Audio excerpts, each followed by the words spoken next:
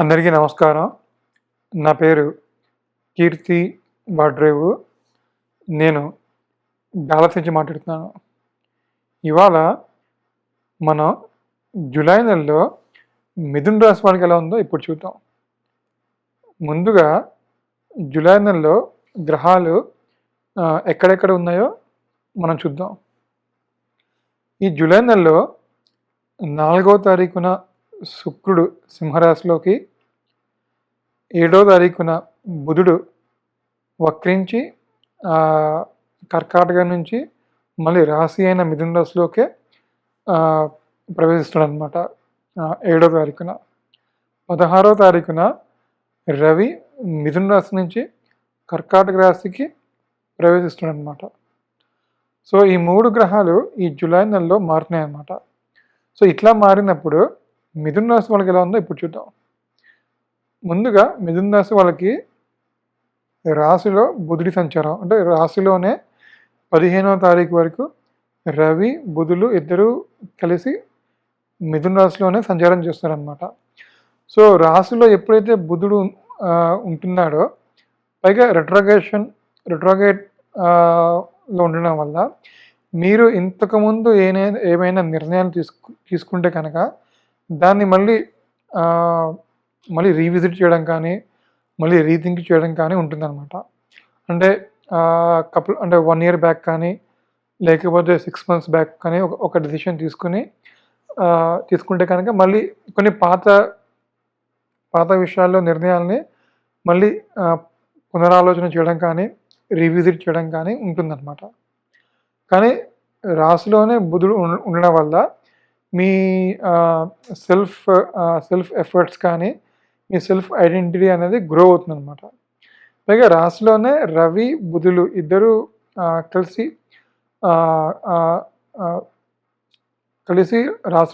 రాశిలోనే ఉన్నారు కాబట్టి మీ ఆరోగ్యం కానీ, మీ తెలివితేటలు కానీ, మీ సెల్ఫ్ ఐడెంటిటీ, సెల్ఫ్ కాన్ఫిడెన్స్ అన్నది బాగా గ్రో అవుతుందన్నమాట. అంటే హెల్త్ పరంగా కూడా ఏమైనా చిన్న ఇబ్బందులు ఉన్నా దాన్ని ఓవర్కమ్ చేస్తారనమాట.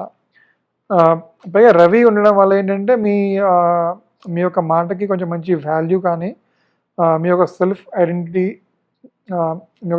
ఐడెంటిటీకి ఒక మంచి గుర్తింపు లభిస్తుంది అనమాట. సో ఇది రాశిలోనే రవి బుధులు ఉండడం వల్ల ఉండే ఫలితాలు అనమాట. సో దీన్నే బుధాదిత్య యోగం అని కూడా అంటారు. సో అలా ఉంటే ఏంటంటే మీకన్నా హై పొజిషన్లో ఉన్న వాళ్ళ దగ్గర నుంచి మీకు సపోర్ట్ లభిస్తుంది అనమాట. అంటే మీ బాస్ కానీ, అంటే బేసికల్గా మీ బాస్ కానీ, మీ కొలీగ్స్, అంటే మీకన్నా హై పొజిషన్లో ఉన్న వాళ్ళ దగ్గర నుంచి మీకు మంచి సపోర్ట్ వస్తుంది. అండ్ మీ సలహాలు కూడా వాళ్ళు వినడం కానీ, దాన్ని ఇంప్లిమెంట్ చేయడం కానీ జరుగుతుందన్నమాట. సో దీన్ని బుధాదిత్య యోగం అని అంటారు. ఇది మిథున రాశిలోనే అవుతుంది కాబట్టి ఇది చాలా మంచి యోగం అన్నమాట. నెక్స్ట్ 16వ తారీఖు నుంచి రవి కర్కాటక రాశిలోకి ప్రవేశిస్తున్నాడు అనమాట.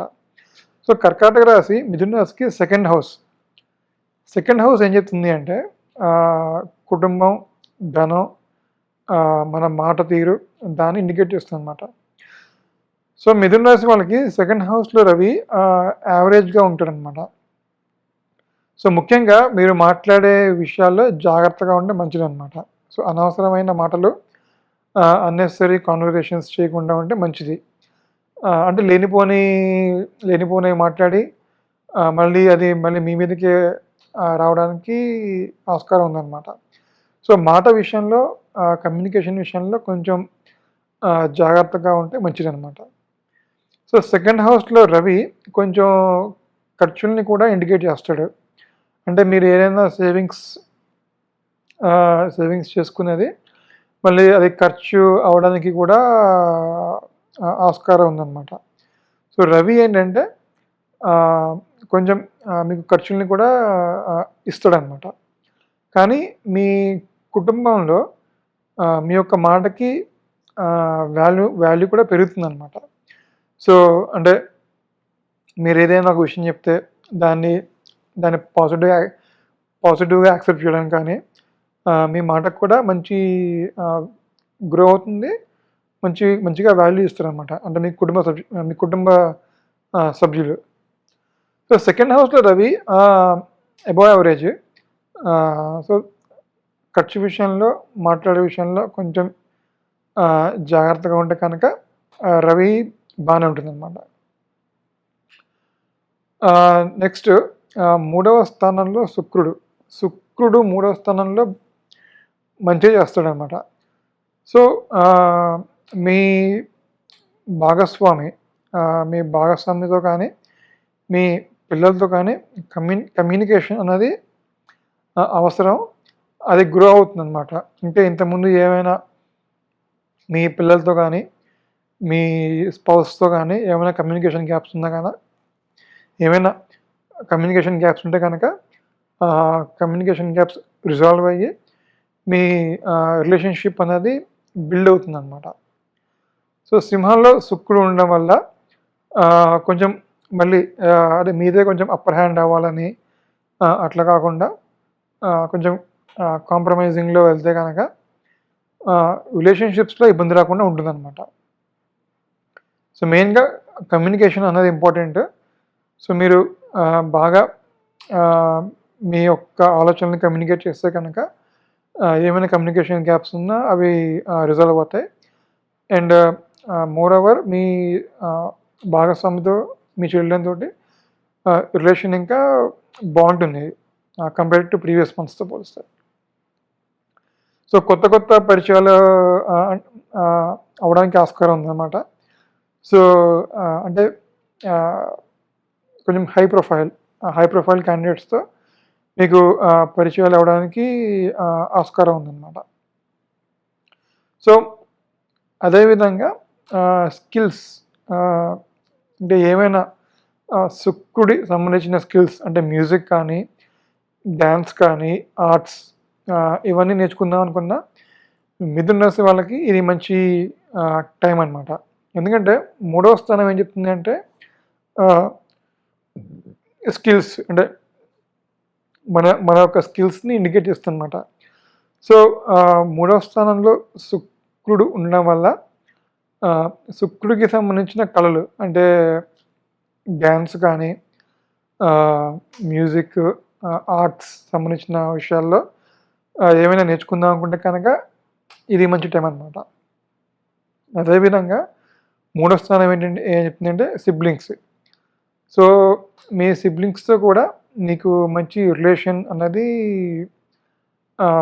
బిల్డ్ అవుతుంది, అది కంటిన్యూ అవుతుంది అనమాట. సో శుక్రుడు మూడో స్థానంలో ఉన్నాడు కాబట్టి మీ స్పౌస్, మీ జీవిత భాగస్వామితోటి షార్ట్ డిస్టెన్స్ జర్నీస్ చేయడానికి ఆస్కారం ఉందన్నమాట. అంటే హాలిడేస్కి వేరే ఊరు వెళ్ళడం కానీ, లేకపోతే అనుకోని షార్ట్ డిస్టెన్స్ జర్నీస్ చేయడానికి ఆస్కారం ఉందన్నమాట. ఇది శుక్రుడు ఇచ్చే ఫలితాలు అనమాట. సో మొత్తం మీద మిథున రాశికి ఈ నెలలో బుధుడు, శుక్రుడు మంచిగానే ఉన్నారు. రవి అబోవ్ యావరేజ్గా ఉన్నాడు. కొంచెం డబ్బు విషయాల్లో, మీ మాట తీరు విషయంలో కొంచెం జాగ్రత్తగా ఉంటే కనుక మిగిలినంతా బాగానే ఉంటుందన్నమాట. ఇది నాకు తెలిసినంత వరకు మిథున రాశి గురించి. మళ్ళీ ఇంకో రాశి గురించి ఇంకో వీడియోతో మళ్ళీ కలుద్దాం. అంతవరకు థ్యాంక్ యూ. బాయ్.